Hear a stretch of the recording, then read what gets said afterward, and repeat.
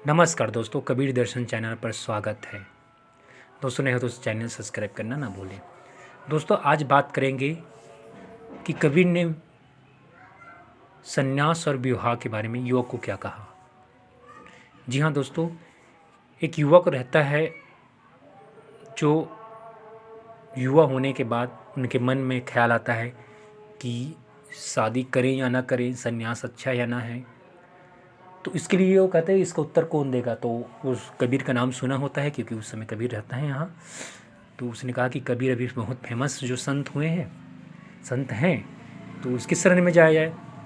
तो कबीर जी के यहाँ वो युवक जाता है और कबीर जी वहाँ बैठे रहते हैं कुछ काम करते हुए। स्वाभाविक बात है, वो जुलाहे का काम करते थे।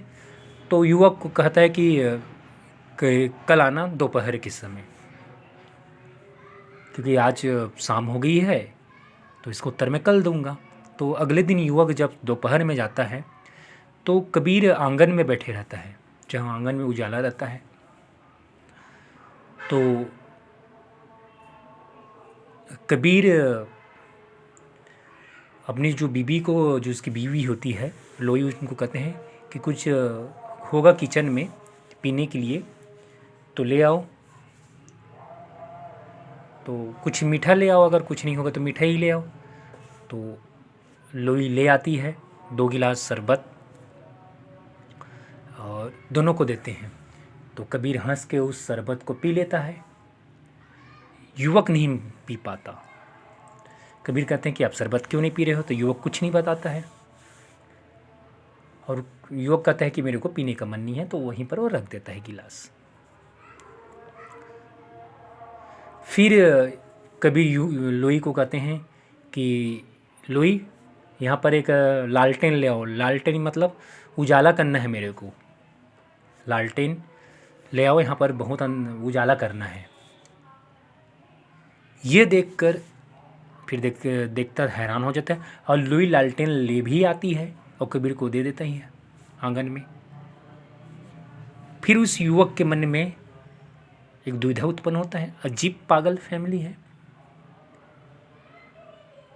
कबीर अपनी बीवी को कहती है कि शरबत ला, तो ये नमक का पानी ले आती है और उनको कबीर पी भी लेता है और कुछ शिकायत नहीं करता कबीर अपनी बीवी को कि मैंने तो मीठा मंगाया था और तुम नमक पानी ले आ रही हो। कुछ नहीं कहा, कबीर ने हंस के पी लिया। और एक पागलपन देखो कि दोपहर के समय है, खुला वातावरण है, आंगन है, रोशनी है, फिर भी लालटेन मंगा रहे कि रोशनी, उजाले में क्या और लालटेन की जरूरत, रोशनी की जरूरत। फिर भी उसकी बीबी ले आती है, शिकायत भी नहीं करती कि आप अजीब हो जी, ये उजाले पर क्या करोगे लालटेन को। अजीब फैमिली। तो सोचता है कि मैं कहाँ पागल परिवार में आ गया। कहीं तो दोनों पति पत्नी जो दोनों पागल हैं, मैं कहाँ आ गया भैगे। फिर वो बहाना करके चलने लगता कि मैं अब जा रहा हूँ, मेरे को अब कुछ नहीं पूछना है। तो कबीर समझ जाता है कि अब इसके मन में हम लोग के प्रति शक उत्पन्न हो गया। बोलता है, बेटा तू कुछ पूछने आया था, तू कुछ पूछने आया था, पूछ।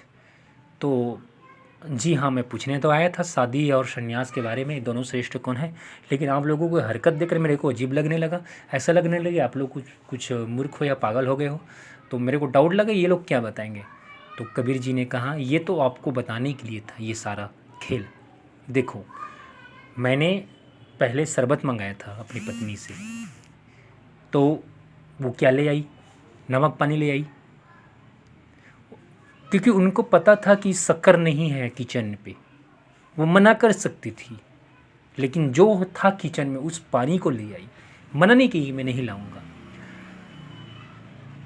और जब उसने प्यार से लाया तो मैंने पी लिया। मैंने कुछ शिकायत नहीं किया, क्योंकि मैंने देखा कि जो है उसी को तो लाएगी। वो किचन में है नहीं शक्कर तो शरबत। तो इस तरह मैंने अपने पत्नी पर विश्वास किया, अपने पत्नी पर विश्वास किया कि जो नमक पानी दे रही तो कुछ कारण ही होगा कि शक्कर नहीं होगा। और मैंने बिना शिकायत करे उस नमक पानी को भी पी लिया। यानी मैंने अपने पत्नी का इज्जत किया। तो जब मैंने अपने पत्नी का इज्जत किया, तो जब मैं लालटेन मंगाया तो उसने भी मेरा इज्जत किया। अगर मैं उसका इज्जत नहीं करता, नमक पानी नहीं पीता, तो लालटेन मंगाता तो बोल देती कि पागल हो गए हो, लेकिन उसने नहीं कहा। मैं अपने पत्नी का इज्जत किया इसलिए नमक पानी पी लिया, और जब मैंने नमक पानी पिया तो उसने मेरा इज्जत किया और मेरे आज्ञा का पालन किया और उस उजाले में भी लालटेन को जलाकर ले आई। तो अगर शादी करना चाहते हो तो पति पत्नी का जीवन ऐसा होना चाहिए कि हर सुख दुख में एक दूसरे का पालन करो, और कोई नहीं, एक दूसरे का आज्ञा का पालन करो, इस तरह आज्ञा का पालन करो। अगर ऐसा कर सोगे तो फिर शादी करो। युवक खुश हो जाता है, वाह वाह, और माफ़ी मांगते कबीर जी, आपका बताने का ढंग बहुत निराला है। अब मेरे को अब विवाह के बारे में तो पता चल गया, अब मेरे को सन्यास के बारे में बताओ।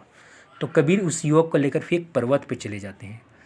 पर्वत के ऊपर कुछ ऊपर सीढ़ी चढ़ के एक छोटा सा कुटिया टाइप का, गुफा टाइप का होता है ऊपर में, कुछ भी हो रहने का। वहाँ पर एक योगी सन्यासी बैठा रहता है और युवक उसके पास जाता है। फिर कबीर उस सन्यासी से पूछता है, आपका उम्र कितना है?